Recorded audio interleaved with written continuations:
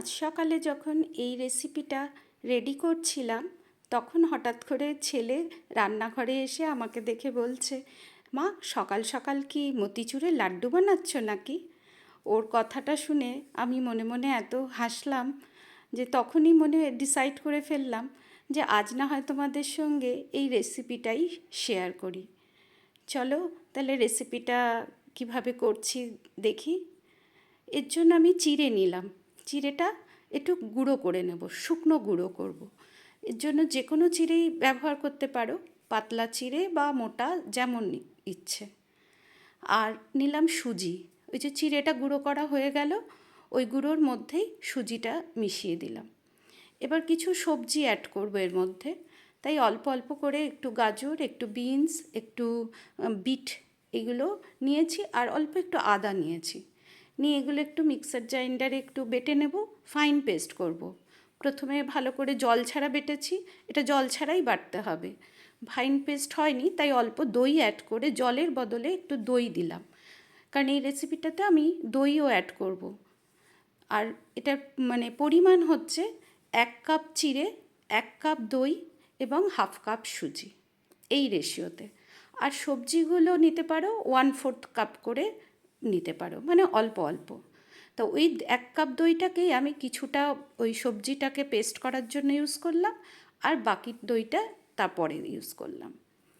দিয়ে এটাকে ভালো করে একটু নুন দিয়ে, স্বাদ মতো নুন দিয়ে এটাকে মেখে 10 থেকে 15 মিনিটের জন্য রেখে দিতে হবে।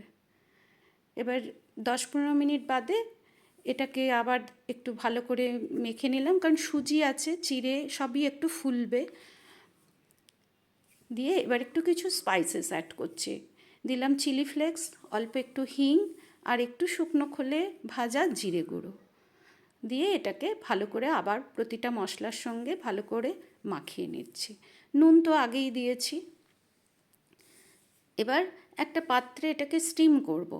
তাই যে পাত্রে স্টিম করব আমি সেটাকে একটু তেল দিয়ে একটু গ্রিস করে নিলাম। নিয়ে এবার এগুলোকে ছোট ছোট ছোট ছোট বলস মতো বানাবো। এই বলসটা বানাচ্ছিলাম যখন, তখনই ওই রকম ছেলে ঢুকে দেখতে পেয়েছে। আর এই যে যেহেতু লাল লাল রঙও দেখেছে, সেই জন্যই ওর কাছে মনে হয়েছে যে এটা কোনো আমি মতিচুরের লাড্ডু বানাচ্ছি বোধহয়।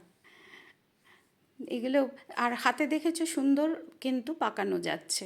মানে আমি কিন্তু হাতে কোনো তেল দিয়ে মানে হাতেও কোনো তেল মাখিয়ে নিইনি। মানে এরকমই মাখাটা এরকম হওয়া চাই, একটু টাইট মতন।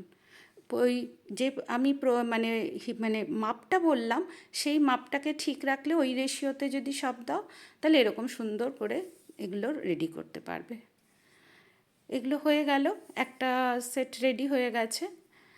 এবার আমি যে পাত্রটায় এটাকে স্টিম করব, সেই পাত্রটায় আমি জল দিয়ে রেখেছি অল্প, এটা বসিয়ে রেখেছিলাম, জলটা হালকা একটু গরম হোক।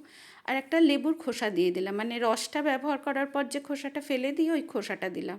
এতে কী হবে, ওই যে পাত্রটায় স্টিম করব সেটাতে কোনো দাগ আসবে না।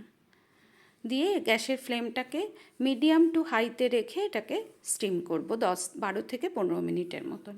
আর যদি কারো স্টিমার না থাকে তাহলে এরকম জালি দেওয়া এরকম পাত্র মোটামুটি আমাদের সবারই বাড়িতে থাকে, সেটাতেও স্টিম করে নিতে পারো। তলায় যে কোনো একটা পাত্র, কড়াই, ডেকচি যা কিছুতে জল দিয়ে বসিয়ে উপরে ওই রকম পাত্রটা বসিয়ে ঢেকে দিলে হয়ে গেছে আমার সুন্দর। এগুলো দেখো কত সফট হয়েছে এবং কি সুন্দর উঠেও আসছে।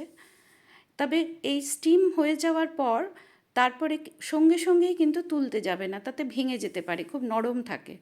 তাই 5 মিনিটের জন্য এটাকে একটু স্ট্যান্ডিং টাইমে রেখে দেবে স্টিমার থেকে বের করে। এতক্ষণ দেখেছো আমি রেসিপিটাতে কোনো তেলের ব্যবহার করিনি, এই প্রথম। এবার আমি ফ্রাই প্যানে 1 টিস্পুন মতো সাদা তেল দিলাম। সুতরাং এটা বলা যায় মানে অয়েল ফ্রি একটা খাবার।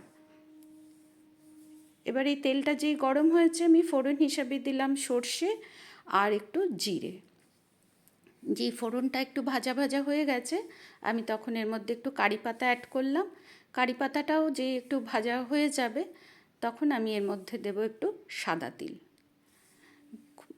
মানে এতক্ষণ ধরে রেসিপিটা দেখে বুঝতেই পারছো যে খুব হেলদি একটা রেসিপি, কারণ তেল মানে এরকম কম তেল ব্যবহার করে রান্না করাটাও একটা আমাদের কাছে ভীষণ এক এক সময় চ্যালেঞ্জিং হয়ে যায়।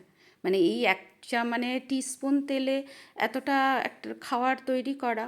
আর তার থেকেও বড় কথা হচ্ছে যে আমার মতন মায়েদের, মানে সব মায়েদেরই আমি বলতে চাইছি যে এই ছেলে মেয়েদের টিফিনে কি দেবো রোজ, এটা একটা বিশাল চিন্তার ব্যাপার হয়ে যায়।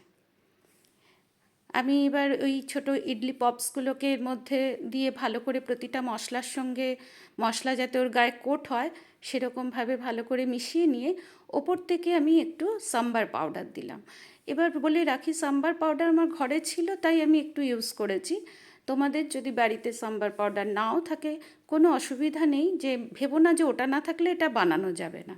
ওটা ছাড়াও শুধু এই ফোড়নের টেস্টে আর আগে যা মশলা ইউজ করেছি তাতেই খেতে খুব সুন্দর হয়।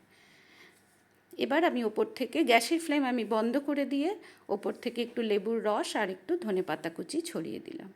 কমপ্লিট আমার রান্নাটা। জাস্ট এবার একটু টিফিন বক্সে প্যাক করে দেওয়ার ব্যাপার।